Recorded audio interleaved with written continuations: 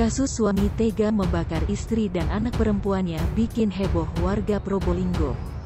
Peristiwa mengenaskan itu terjadi di Dusun Kerajaan RT 1, Desa Tanjung Rejo, Kecamatan Tongas, Kabupaten Probolinggo pada Rabu tanggal 29 September tahun 2021, sekitar pukul 20.30 waktu Indonesia Barat.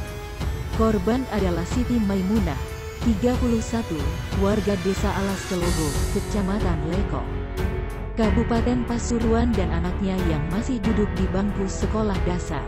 Sedangkan pelaku, Adi Susanto warga Desa Tanjung Rejo, Kecamatan Tongas, Kabupaten Probolinggo.